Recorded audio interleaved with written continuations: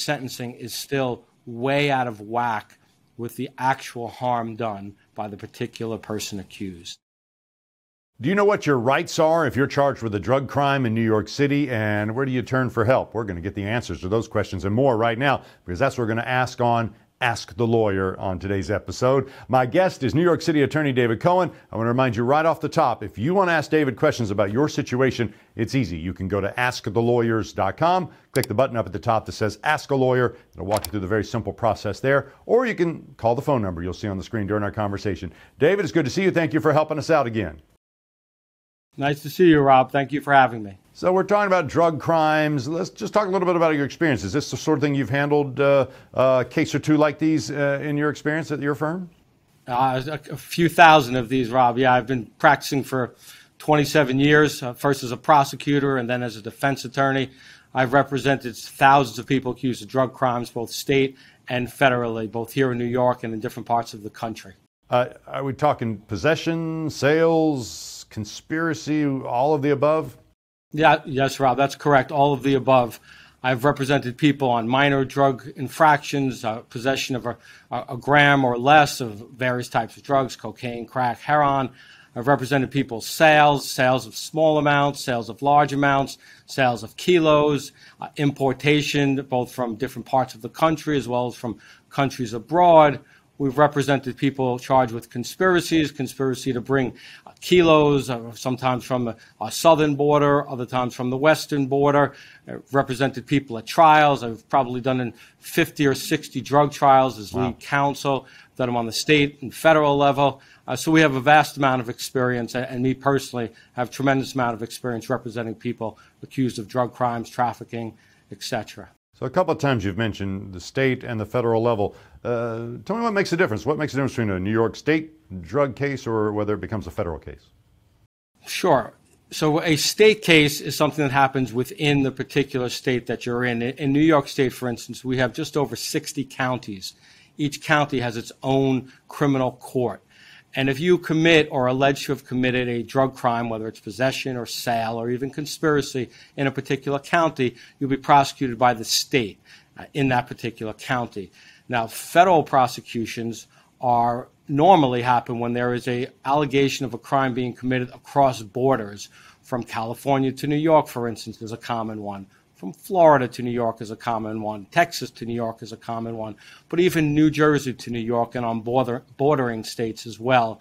But of course, if something comes in from overseas, that's going to be a federal crime as well. Now, interestingly, there are exceptions to that. That's the general rule. But on federal matters, you can be charged, and I have had several clients charged for conspiracy to distribute drugs within one particular state, and that was charged federally. There are certain nuanced laws that happen, and the federal government usually has the last say in whether they want to take on a particular case and charge you federally, or whether they want to leave it to a particular jurisdiction where they can have jurisdiction, they being the federal government, if all of the allegations happen in New York, or they can choose to give it to the New York State prosecutor to charge them locally at the state level. Is it generally just boiled down to federal charges? The penalties are much more severe and that sort of thing? Is that basically the big difference? Well, that's one of the differences for sure.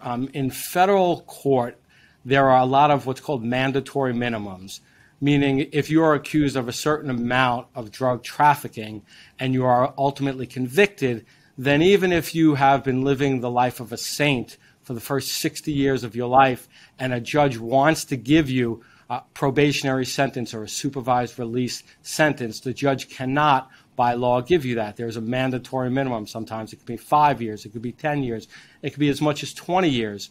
And regardless of how sympathetic or empathetic your particular case may be, a judge is required to sentence you to that mandatory minimum. In state cases, there's a lot more negotiation going on, and there's the opportunity to plead out to lesser charges and to not face any prison time whatsoever.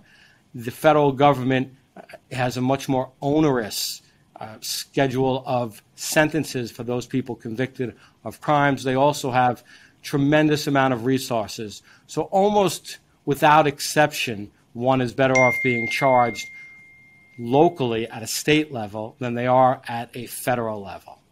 Is that the kind of thing that a good attorney can help maybe knock something that might have been a federal down to a state level, or is that not, do you not have flexibility there? Generally, once the feds have decided to pick something up, you're not going to be able to get them to charge you locally at the state level. We have had a number of cases where the state has charged our clients, and then ultimately the federal government, through further investigation, has determined it was a federal case. I have a case now where a client was charged in 2 counties in New York State with drug trafficking, and he was arrested in both of those counties and charged in both of those counties. Both were legitimate state prosecutions, but because the federal government made a charging determination that my client was not acting alone and that there were other people involved, and they made a determination that it affected interstate commerce, they took over the case. The benefit to that is once the feds charge you for the federal crime, the state will not charge you for those same acts. The big concern, as I said previously, Rob, is whether the sentencing is much more severe in the federal case versus the state. You mentioned, you alluded to this a little bit ago, but when someone's charged with a drug crime, David, whether it's state or federal, does their past criminal record or lack thereof have bearing on how things might go for them? Certainly. There's 2 ways that we look at a past criminal record. One is obviously in the negotiation with the particular prosecutor on the matter. Somebody who is charged and they're 45 years old and have never been convicted of a crime in their life, much less a drug crime, is now being charged with some massive conspiracy, and maybe they are considered a minor player in that, and the federal government doesn't have as much evidence or alleged evidence against them. Somebody who has never been convicted or even charged with a drug crime, you have a stronger argument that what the government has or their allegations against them are not as strong as the government may initially believe. Right? To be charged in a conspiracy is a scary thing, a drug conspiracy. You could have made one drug sale or to have alleged to have made one drug sale, but the people that were dealing you those particular drugs or selling them to you may be involved in a much bigger conspiracy. And legally / technically, you can be charged in the whole conspiracy.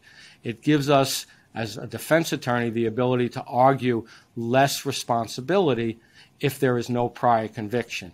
Now, that being said, with a prior conviction doesn't mean that you did anything wrong, not at all. A prior record of drug possession may undermine an allegation of drug sale. Oftentimes, we can frame arguments that our client was a possessor or a user and not a seller. And the particular consequences for being a possessor or user versus seller are drastically different. Not only are the sentencing charts different, but the way the prosecutor will look at you is different. That's one area the prior conviction makes a difference. The second area that most people are concerned about is in sentencing. Sentencing is enhanced when you have a prior criminal record. I spoke previously about mandatory minimums. Mandatory minimums can go up when you have a prior record. In federal court, your sentencing guideline, which is the suggested sentence for someone convicted of a similar crime as you, gets higher if you've had multiple convictions. So to simplify that, or even one conviction, to simplify that, if I am charged today with a drug sale of X amount of drugs, and I have a co-defendant who's charged right along with me with the same facts, but he has 4 prior drug convictions, the sentencing guideline in federal court would suggest that my exposure should be much less than my co-defendant's exposure, even though we did the same exact acts because of his prior record.